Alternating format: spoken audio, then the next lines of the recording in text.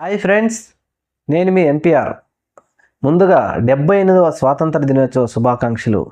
భారతదేశంలో ఎందరో మహానుభావులు బ్రిటిష్ వారి మీద పోరాడి మన దేశానికి స్వాతంత్రం సాధించి పెట్టారు.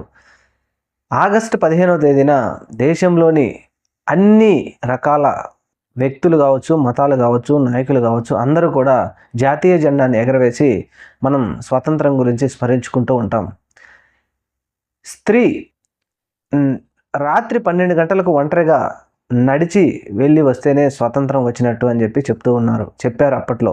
అయితే ఇప్పుడు నిజంగానే మన ఇంట్లో స్త్రీని 12 గంటలకు బయటికి వెళ్ళి ఒంటరిగా తిరిగి వచ్చే పరిస్థితి ఉందా అంటే లేదనే చెప్పాలి. ఇలాంటి సంఘటనలు స్త్రీ ఒంటరిగా లేనప్పుడు మరి స్వతంత్రం వచ్చింది అని మనం ఇలాంటి సంతోషాలు, స్వతంత్రం వచ్చిందని చెప్పి జాతీయ జెండాలు ఎగరేసుకున్నంత మాత్రాన ఇది నిజంగానే స్వతంత్రం వచ్చినట్టేనా?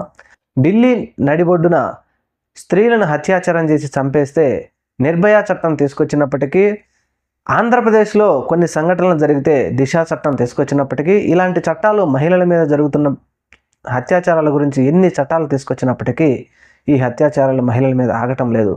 అలాగే ఆగస్టు 14వ తేదీ రాత్రి కలకత్తాలో నైట్ మొత్తం మహిళలందరూ ధర్నా చేస్తున్నారు, ర్యాలీ చేస్తున్నారంటే ఇది దేనికి సంకేతం? ఇది నిజంగానే స్వతంత్రం వచ్చినందుకు సంతోషంగానే వీరు ర్యాలీ చేస్తున్నారా అంటే కాదు.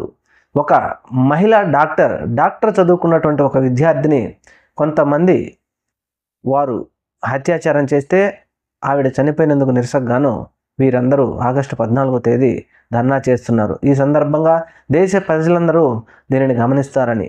ఇక్కడ స్త్రీ పురుష అనే లింగ విభేదం ఇప్పటికీ జరుగుతూనే ఉంది. ఎన్టీ రామారావు గారు ముఖ్యమంత్రి అయినప్పుడు స్త్రీకి పురుషుకి తల్లిదండ్రులలో ఆస్తి సమానంగా ఉండాలి అనే ఒక చట్టం తీసుకొచ్చారు. ఆయన చట్టం తీసుకొచ్చారా కానీ ఆ చట్టం నిజంగానే అమలవుతుందా అంటే లేదని చెప్పాలి. నిజంగానే స్త్రీని పురుషుని వేరువేరుగానే ఇప్పటికి కూడా ఈ సమాజంలో ఇప్పటికి కూడా చూస్తూనే ఉన్నారు. ఒక చిన్నకారు రైతు తన రెక్కల కష్టంతో తన బిడ్డను చదివించాలి, తన కలలను నెరవేర్చేది నా బిడ్డే అనుకుంటూ ఒక పట్టణానికో, ఒక సిటీకో, ఒక టౌన్కో చదువుకోవడానికి పంపిస్తే అక్కడ ఉన్నటువంటి ఆ పాప చదువుకుంటూ ఉంటే కొంతమంది కుర్రవాళ్ళు ఆ పాపని చదువుకోనియకుండా మద్యానికో, మత్తు పదార్థాలకు అలవాటు పడి ఆ పాపను అనుకోని దారులను నడిపించేసి అత్యాచారం చేసి ఆ పాపను చంపేస్తే ఆ తండ్రికి నిజంగానే స్వతంత్రం వచ్చినట్టేనా? ఇలాంటి సంఘటనలు ఎన్నో జరుగుతూ ఉన్నప్పటికీ మనం ఇంకా స్వతంత్రంలో వచ్చింది అని చెప్పేసి మనం ఆనందపడుతూనే ఉన్నాం. రాజకీయ నాయకులు చట్టసభలలో మహిళలందరికీ సమానంగా చూస్తున్నారా అంటే లేదనే చెప్పాలి. ఇలాంటి వాటిన్నిటిని వదిలేసి మనకు స్వతంత్రం వచ్చింది అని చెప్పేసి సంతోషంగా మనం జాతీయ జెండాలు ఎగరేసి చెప్పుకుంటూనే ఉన్నాం.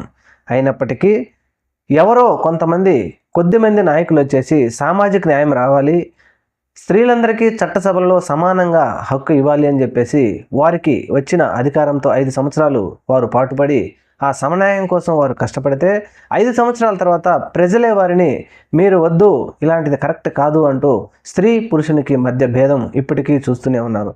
స్త్రీ చదువుకునేటప్పుడు, ఉద్యోగంలోనూ, సంసారంలోనూ కనీసం ఆ మనిషితో ఇష్టం లేకుండా విడిపోయేటప్పటికి కూడా ఆవిడను హింసిస్తూనే ఈ సమాజం చూస్తూనే ఉంది. మరి ఇలాంటి సంఘటనలన్నీ జరుగుతూ ఉంటే మనం స్వతంత్రం వచ్చింది, స్త్రీ పురుషులు సమానంగా ఉన్నారు అని చెప్పేసి మనం ఏ విధంగా సంతోషపడాలి? ఇలాంటివన్నిటినీ దేశంలో మార్పు ఎప్పుడు వస్తుందని చెప్పేసి మేధావులు అందరూ చూస్తూనే ఉన్నారు. మేధావులు మాట్లాడుతూ ఉన్నప్పటికీ ఇలాంటివి మారాలి అని చెప్పేసి అవగాహన రాష్ట్ర ప్రభుత్వాలు కానీ, కేంద్ర ప్రభుత్వాలు కానీ అవగాహన కల్పించడం లేదు. అలాగే ఆంధ్రప్రదేశ్ రాష్ట్రంలో 2024 సార్వత్రిక ఎన్నికల సమయంలో గెలిచినటువంటి ఎన్డీఏ సంకీర్ణ ప్రభుత్వం గెలిచిన తర్వాత ఇక్కడ ముఖ్యంగా స్వతంత్రం వచ్చింది అని మనం చెప్పుకోవడానికి ఒక వ్యక్తి కానీ, ఒక ఊరు కానీ, ఒక జిల్లా వాళ్ళు కానీ మాకు నచ్చిన పార్టీకి కానీ, మాకు నచ్చిన వ్యక్తికి కానీ ఓటు వేసుకోవాలి అని చెప్పి స్వతహాగా వాళ్ళు ఓటు వేస్తే ఎన్నికలలో గెలిచిన తర్వాత ఎవరైతే గెలిచిన వ్యక్తులు కావచ్చు, నాయకులు కావచ్చు, పార్టీ వారు కావచ్చు, మీరు మాకు ఓటు వేయలేదు అని చెప్పేసి ఊర్లు తరిమేయడం కానీ, ఆ తర్వాత ఒక్కొక్క మనిషిని చేతులు కాళ్ళు ఇరగొట్టి పంపించేయడం కానీ, నడి రోడ్డు మీద మనుషులను చంపేయడం కానీ, ఊర్లు వేల కొద్ది గ్రామాలను ఊర్ల నుంచి వెళ్ళగొట్టడం కానీ, ఆస్తులు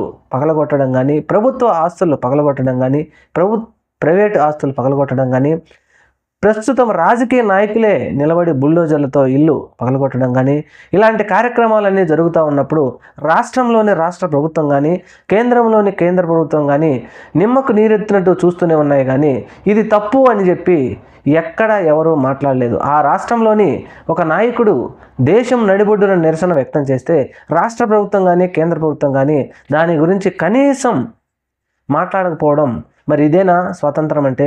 78వ స్వాతంత్రం వచ్చింది అని ఆనందపడాలా, లేకపోతే ఇలాంటివన్నీ జరుగుతూ ఉన్నందుకు బాధపడాలా అని చెప్పేసి మేధావులు మాట్లాడుతూనే ఉన్నారు.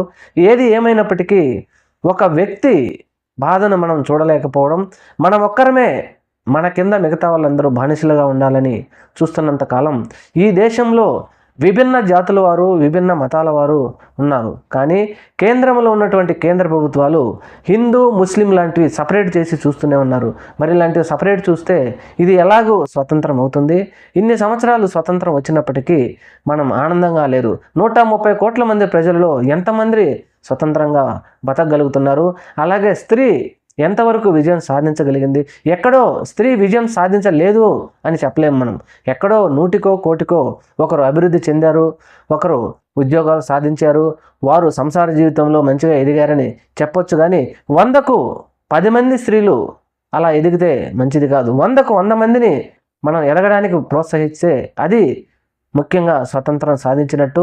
మరి ఇలాంటి వాటివన్నీ వదిలేసి ఆగస్టు 15వ తేదీన కేంద్ర రాష్ట్ర ప్రభుత్వాలు జాతీయ జెండాను ఎగరవేసి ప్రభుత్వ స్కూళ్ళలో, ప్రైవేట్ స్కూళ్ళల్లో కావచ్చు, కాలేజీల్లో కావచ్చు, గవర్నమెంట్ స్కూళ్ళల్లో కావచ్చు, కాలనీలలో కావచ్చు జాతీయ జెండాను ఎగరేసుకొని ఆంధ్రప్రదేశ్ కావచ్చు, తెలంగాణ కావచ్చు, ఇలాంటి వాటి తెలంగాణలో ముఖ్యంగా ఒక ఘటన జరిగింది. వెటర్నరీ డాక్టర్ గారిని 10 మంది కుర్రాలు నిర్దాక్షిణ్యంగా హత్యాచారం చేసి చంపేసి పెట్రోల్ పోసి కాల్చేస్తే ఇలాంటి వాటిన్నిటిని ప్రశ్నించేవారు లేరు. ఇలాంటి సంఘటనలు జరుగుతూనే ఉన్నప్పటికీ మనం స్వతంత్రం వచ్చింది అని మాట్లాడుకుంటూనే ఉన్నాం.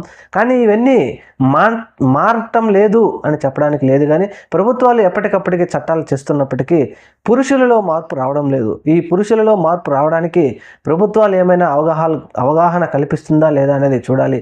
ఎంత అవగాహన కల్పించినప్పటికీ మద్యం మత్తులోనో, గంజాయి మత్తులోనో, ఇంకే మత్తులోనో కలిసి స్త్రీ మీద ఇలాంటి ఘటనలు జరుగుతూనే ఉన్నాయి. అణగారిన వర్గాలలో కూడా ఇలాంటి సంఘటనలు జరుగుతూనే ఉన్నాయి. పేద, ధనిక, మధ్యతరగతి వారిలో కూడా పేదవాడు పేదవాడిగానే ఉండిపోతున్నాడు, ధనికుడు ఇంకా ధనికుడైపోతున్నాడు, మధ్యతరగతి వాడు పేదవాడే అయిపోతున్నాడు. కానీ తన పిల్లలు కానీ తాను కానీ అభివృద్ధి చెందడంలో పురోగతి లేకుండా పోతుంది. ఏ రాజకీయాలు వచ్చినప్పటికీ, ఏ రాజకీయ పార్టీలు గెలిచినప్పటికీ ఇలాంటివన్నీ ఆలోచన చేయకుండా స్వతంత్రం వచ్చింది అని జాతీయ జెండాను ఎగరవేసి ఆ రోజు సెల్యూట్ చేస్తే మరి అభివృద్ధి చెందినట్టేనా? భారతదేశంలోని 130 కోట్ల మంది జనం అభివృద్ధి సాధించినట్టేనా లేదా అనేది ఒకసారి మేధావులు, రాజకీయ నాయకులు ఆలోచించాలి. Thank you. మన ఛానల్ని తప్పకుండా సబ్స్క్రైబ్ చేయండి.